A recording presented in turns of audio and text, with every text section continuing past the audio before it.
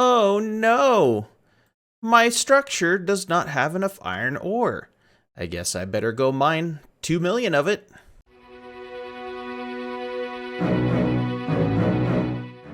Yes, that's right, folks. Today we're going to be talking about advanced mining, a subject that I quite enjoy and a subject that makes me lots and lots of money.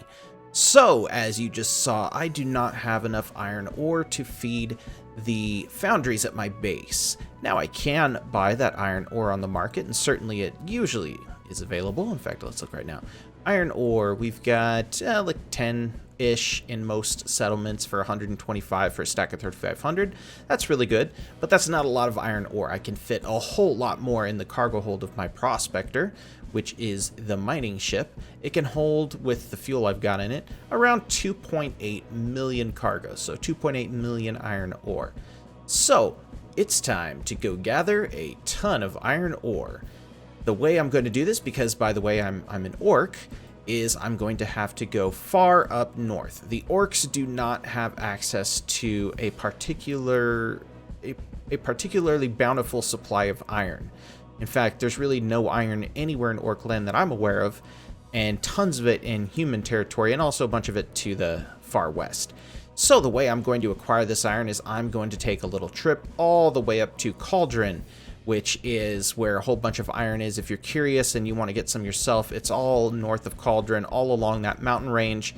And then if you go over to, what is this, Elizabeth Island and further, there's a ton over here. However, there's a lot of risk of pirates. Cauldron, on the other hand, it will protect you against pirates. So that's where I'm going to go. Now, I get slow boat to Cauldron. It's 101 miles, give or take, from my current position. But as you can see by looking at this prospector, my top speed with a level 6 demon, mind you, and it's just a standard SM1 engine, my top speed is about 72 miles an hour. That is really, really slow. Now, if I use my glide, maybe it's like, I think it's like 200 when I'm high enough, which is still really slow. I mean, I can outrun this in any of the balloons that I own. So, instead of slow boating it all the way to Cauldron, last time I was there, I picked up a sapphire. Sapphires are, well, I'm not really doing a tutorial on moving across the map quickly, but we might as well since we're here. Sapphires are quick ways to jump from one place to another rather than having to fly directly there. Here, I could buy sapphires to Nargval, because Nargval's right there, for 150 gold. And if I want a sapphire to Cauldron, I have to fly up there and buy one for 150 gold. It's not cheap. 150 gold is a lot, but if you're flying a particularly slow ship, such as this one here, it's a good way to get somewhere quickly rather than waiting for, oh god, I mean, it would take me at least an hour to get up there of real time. So this is worth it to me. All right, so what we're going to do is we're going to fly over the gate that takes us to Cauldron. We're going to find our sapphire in our hold. I have one to Nargval because I have to come back here, and one to Cauldron. So there's my Cauldron one. I click it, and the check mark is grayed out, meaning I am not over the gate yet, therefore I cannot use the sapphire. So I'm going to just maneuver myself in here, and if I do this correctly the first time, it should light up here in just a sec. There it is.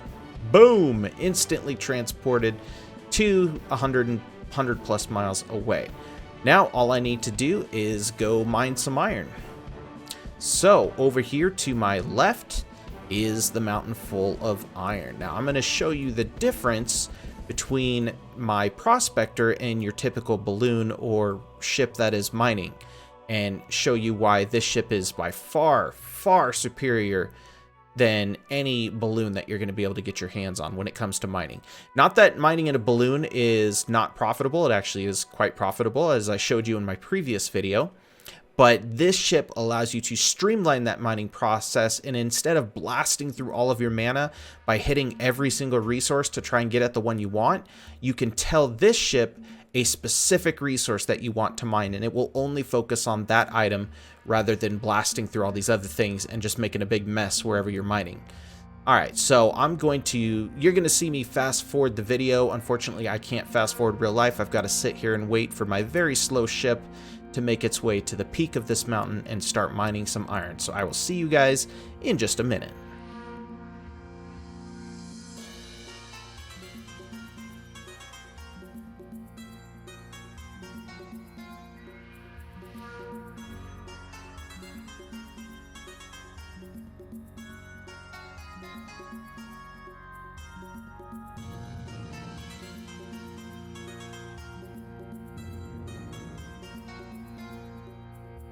So here we are, we have arrived at the peak of the iron ore area. The concentrations are just below 75%. I think someone has been mining here, as you can see from all these little squares. So they're not totally full at the moment, but that's okay. It's still going to work for what we want to do. So my goal here is to mine as much as I can get away with and then fly it home. I can fit over 2.8 million in my cargo hold. So look, we just hit 75%. So here's what I'm going to do with my prospector, specific to this ship. I'm going to, I'll go back to the main menu so you can see.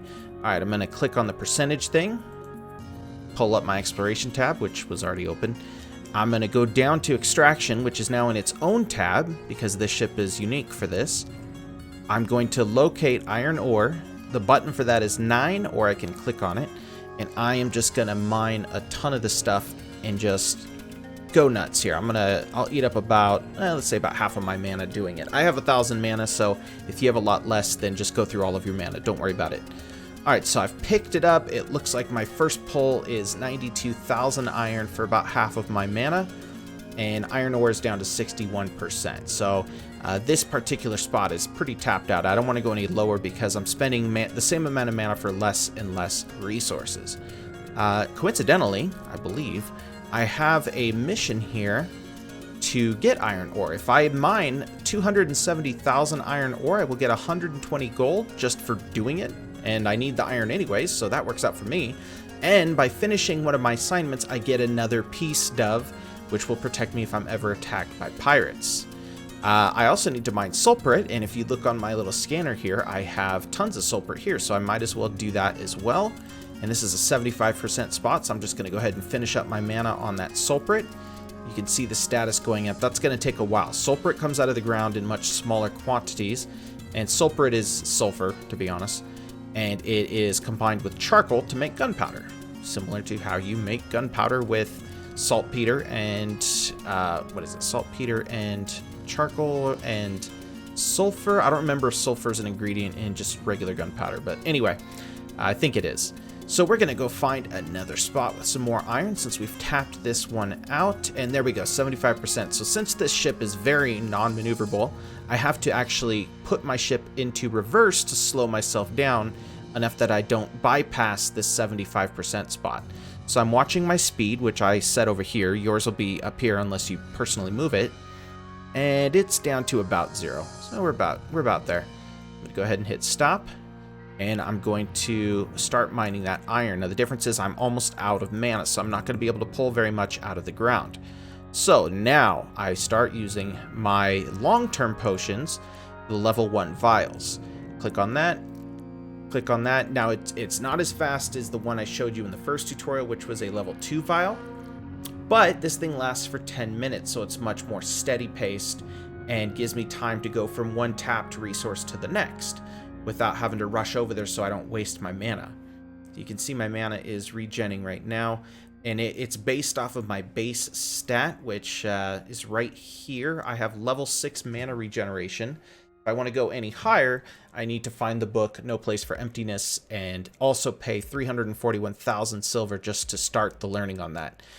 Stuff gets really expensive at the high levels. But it is pretty worth it, because now I'll be able to do 17 mana every 10 seconds instead of 16. It all adds up over time. Okay, so I'm at about half mana. I think I'm ready to mine a little bit more. We're going to go ahead and tap out our mana again, get our iron ore. There we go. Burned out our mana, and it looks like we've put iron ore under 75%. Again, that 75% that I'm using is based off of my skill, my exploration skill. I can't see if a concentration is 100%. I don't have the skill at level 4 yet. So I use 75% as an indicator. Once I'm below 75%, to me, it's not worth it to pull any more out of the ground. To you, it might be, and that's totally fine with me. Okay, so I've learned how to, I've showed you how to mine individual resources using the prospector, and how to mine whatever you want for your base. Now, how do you make loads and loads of money using the prospector? Because again, as I said in the other video, these base resources are not really worth enough money to buy the prospector. That's not how you're going to make much cash. You maybe make a few thousand selling a totally full hold of iron ore. Let's grab some sulfur while we're here, because I got to get that mission as well. So the way that we make money doing this, well, not doing this, but with this ship, is by doing a specific extraction of specialized resources. Now that I can see them, I can list them off for you. It's quartz, which is located up north near the human settlements. We've got pumice, located down in the orc capital area, and also south of Zatar. We've got volcanic silt, which honestly, I don't remember where volcanic silt is. I think it's up north near Misty Beargore as well. We've got volcanic tuff, which is located all over the place in orc lands down near Nargval, especially near Gerard and stuff. And then last but not least, we have granite, which is located near Ashtar. All of these sell for the same amount every 5,000. So you can just find whatever's closest to you and mine one of these items. So let's look at my hold. My hold can hold 2.81 million weight. So 2.81 million, and I'm pulling up my calculator here. Okay, so we got 2 million, we'll just say 800,000 just to even it out, divided by 5,000, because they come in stacks of 5,000, is 560. So each run, you can make over 500,000 silver. Just picking up only pumice, or only quartz, or only volcanic tuff, or whatever you're going after. You can make 500,000 plus, because you're not hitting any other resource. So you're not wasting time trying to clear out your cargo hold so you can fit more pumice or whatever. No, for this, you're just picking up that specific resource, and you're coming back and you're turning it in for 500,000. Each run is going to take you about, I'd say about 10-15 minutes. So 500,000 every 15, let's say 20 minutes to be conservative here.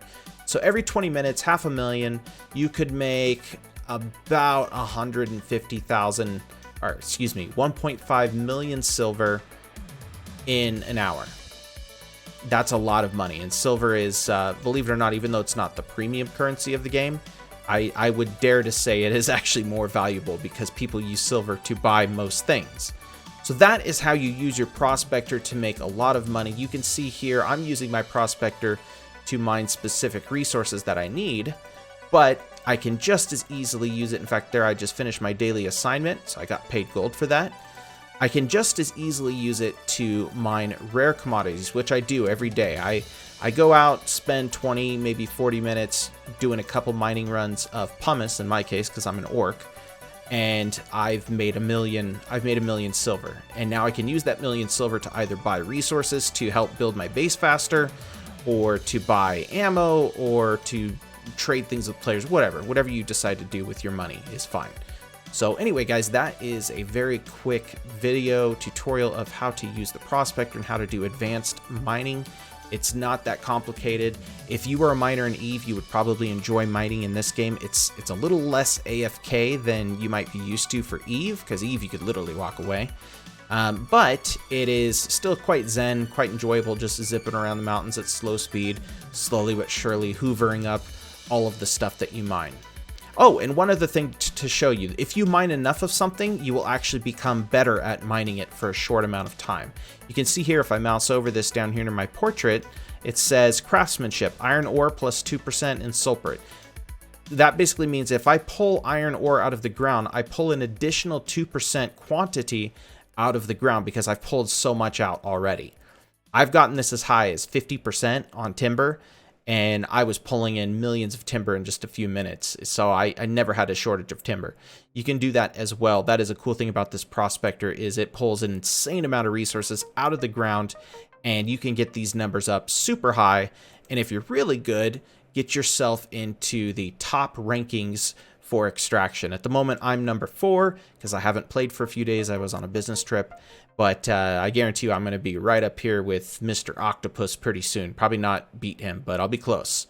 Anyway, guys, that is it for this one. I will talk to you next one. I think the next one, we're probably going to do some combat tutorials. We'll see. We'll see what comes next. I'll see you guys soon.